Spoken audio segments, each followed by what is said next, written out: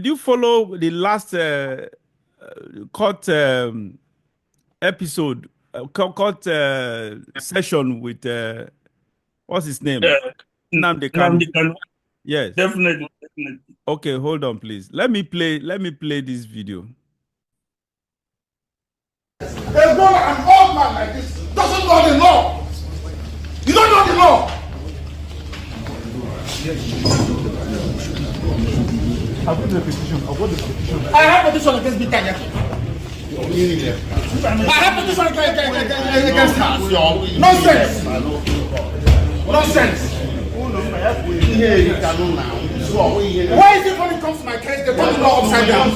They turn the law upside down. Upside down. What did you say? Upside down. What did you say? Listen. This is the laws of Nigeria. The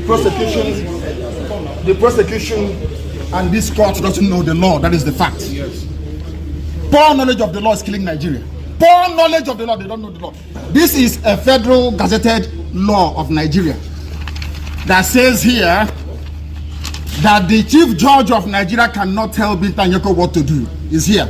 It's your law. Just obey it. That is why I do what I do. I agitate for Biafra. I agitate for Biafra. My right to agitate. My right. They turned it from treasonable felony now to terrorism. Stop talking when I'm talking.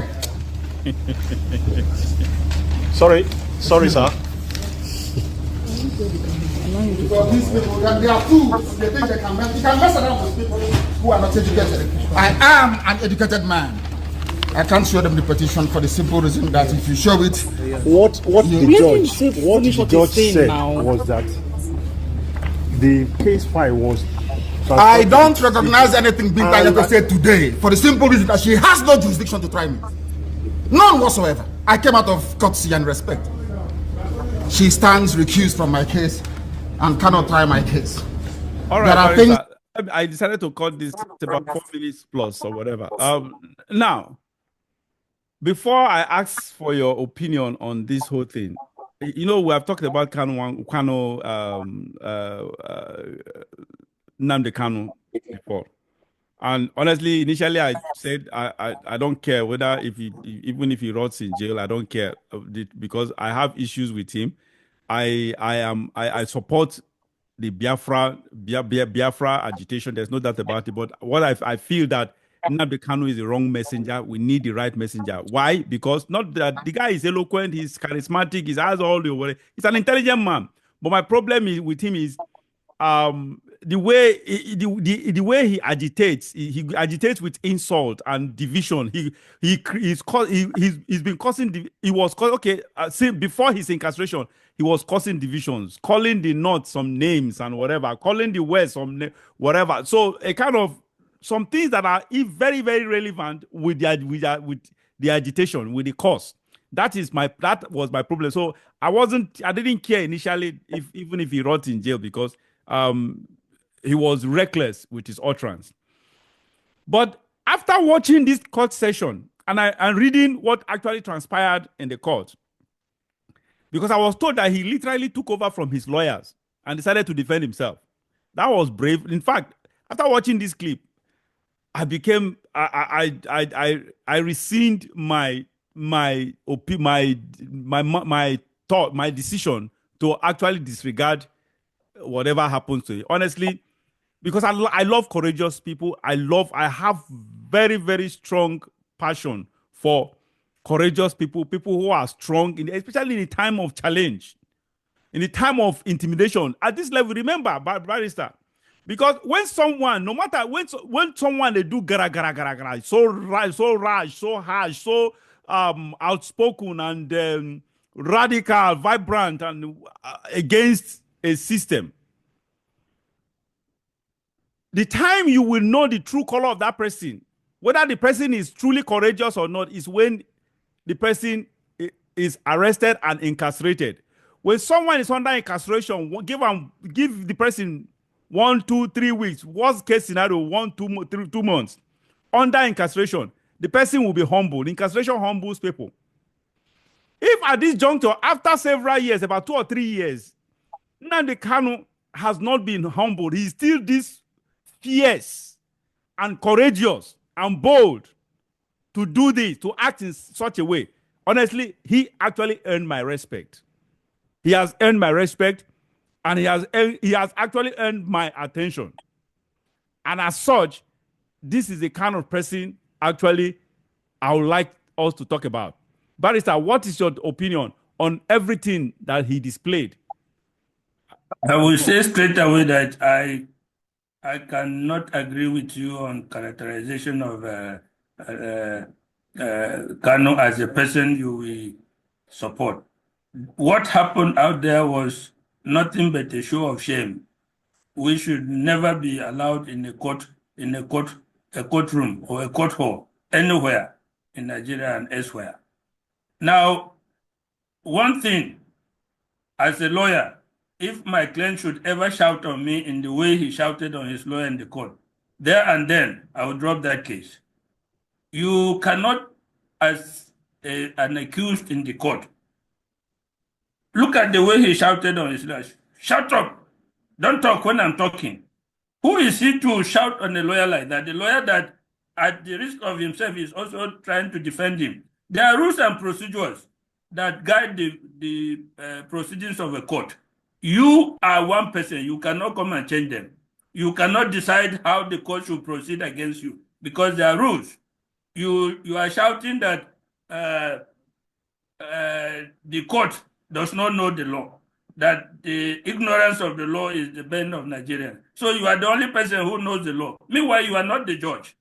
Whether the judge knows the law or not, he or she is the judge who will end up pronouncing the sentence. And there is appellate procedure. If you are not satisfied, you go up. The court is not a place for agitation, for rabid agitation, insults, degradation of people. And that is what is wrong with Kanu, and that is why he has alienated a lot of people to him, from himself and from his cause. That kind of thing should not. Is that the kind of person that aspires to lead the Biafra nation? Can you imagine that kind of person being the president of Biafra? Is that not a dictator? Is that not somebody that will say his word is his word, nobody can challenge him? Is that the sort of person that should lead a movement like the agitation for Biafra? I will not support such a person. There's a place and a time for everything. You could not come into court, abuse everybody, even abuse your own lawyer, abuse the people you claim to be fighting, insult them, say anything that comes out of your word, your mouth. There has to be some measure of decorum, for God's sake. All right. Barrister, thank you so much for your opinion. Yes, I love this disagreement, actually, but the truth, first, I understand your disagreement, where it's coming from, as a lawyer, a very senior one, who actually holds the judiciary in high, not our Nigerian judiciary, but the legal system in high esteem. There's no doubt about that. I appreciate that. But the truth is, I want you to understand that this man is a frustrated man, a man that the system, I don't know, you've been following, I've been following this court case of a thing. It's been a, excuse me, it's been a root of a whole lot of legal gymnastics. That's just the truth.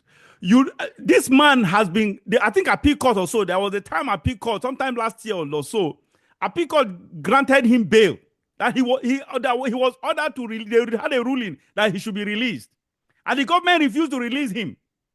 And these court cases have been from one adjournment to the next adjournment, from one flimsy reason to the next. You and I, you know, even me myself, just use me as an example. How many times, sometimes ago, what did I do over some of my cases you have in court? What happened? I was very furious.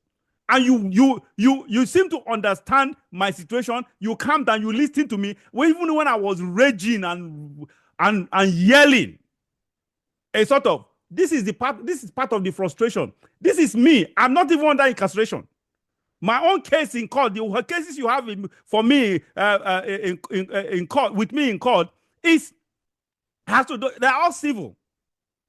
And I am the one even taking people that took people. So you can imagine, yes, the court has been a frustration to the entire process. And remember how I reacted. That is even, I'm not even under incarceration. I wasn't even under incarceration. Yet I reacted in that manner. Talk less of someone who have been under incarceration, for God's sake. And listen, this issue of the lawyer holding over, listen, respect is reciprocal, barrister. Respect, they say, is reciprocal. First, this man was under frustration. The lawyers have done all they could. The system is not listening to of course, they're not, just like you said, they follow the whole thing. And what has the following the whole thing, the process as lawyers, what has it achieved for him as the client? It has achieved nothing. So the man, listen, but hold on, please. The man had to vent his frustration. He had to vent his frustration. And while venting his frustration, you as a lawyer too, you respect yourself. Respect is reciprocal. When you are trying to, two wrongs cannot make a right.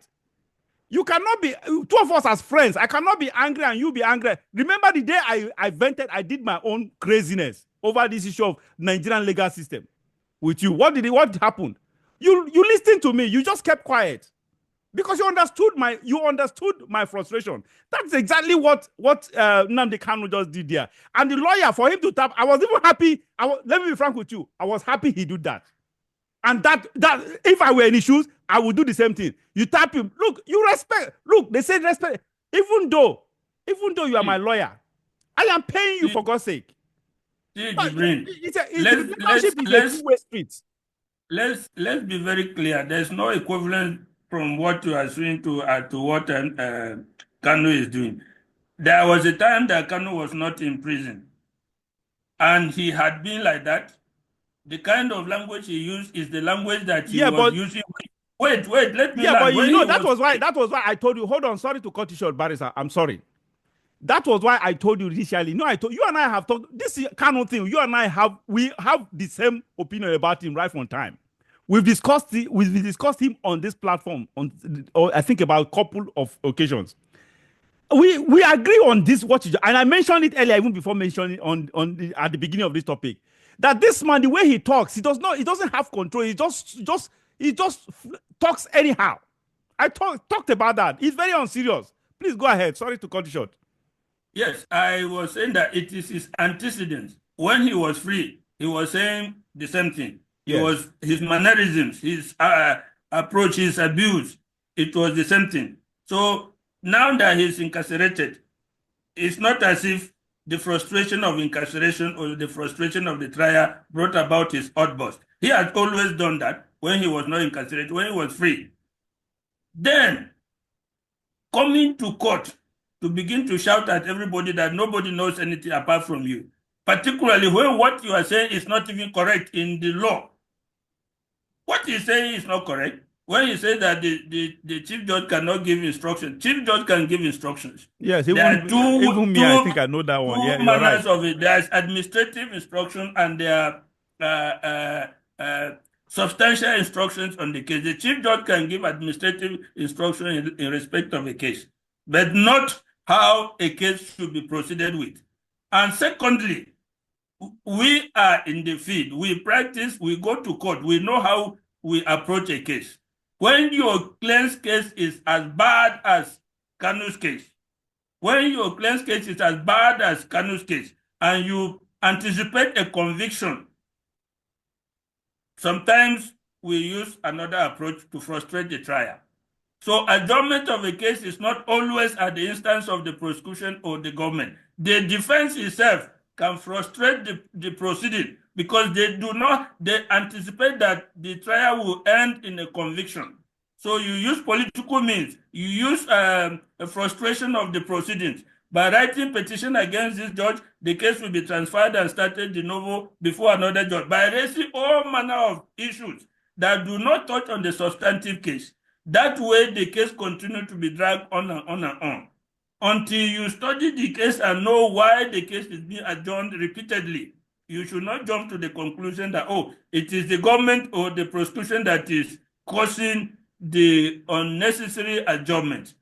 Sometimes it is the defense that make that, and we have done it repeatedly as a strategy until sometimes political solution comes in. Sometimes external intervention comes in and saves the day, saves the person from being convicted one way or another. Of course, as we speak, there is agitation. Southeastern governors, Southeastern politicians, they have been trooping to Tinubu to release Nnamdi Kanu. That is political intervention.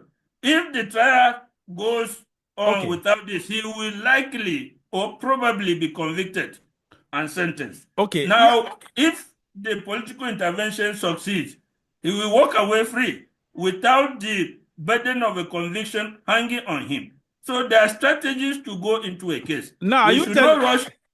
We should not rush to conclusion that, oh, this case is taking forever, particularly criminal cases. It must be the government want to do this. Yeah, but what about now? I wanted to ask you one question. I will come back to that question. But what about the situation where the situation where the court actually granted him bail and asked DSS to release him?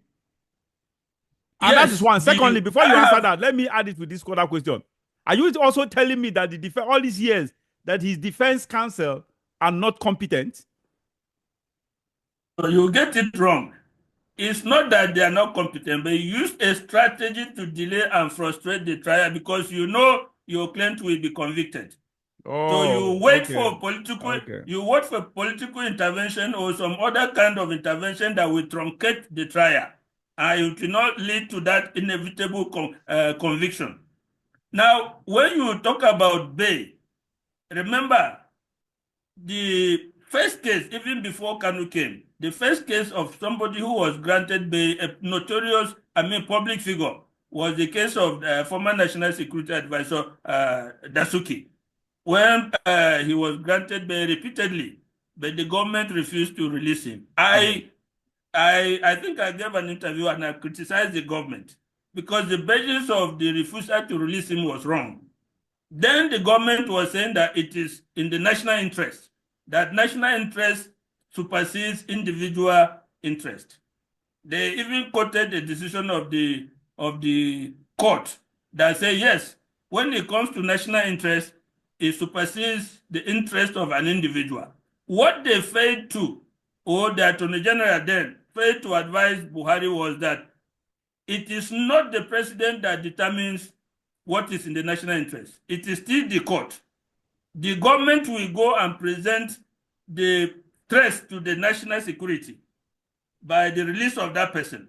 The defense will also argue against it. The court will determine whether the facts presented before it warrant consideration of national interest and the non-release of that person. In the case that they have always cited, both parties, when the government presented his case that this man is a national security risk, the court agreed based on the facts and say in that case it should not be released on bail because national security trumps individual security. So to come and cite it when the court has granted somebody bail and say, oh, even the court said national security is paramount, is wrong, because in that case the executive, in this case the president, is the one sitting in his office and determining that somebody should not be released because of national interest.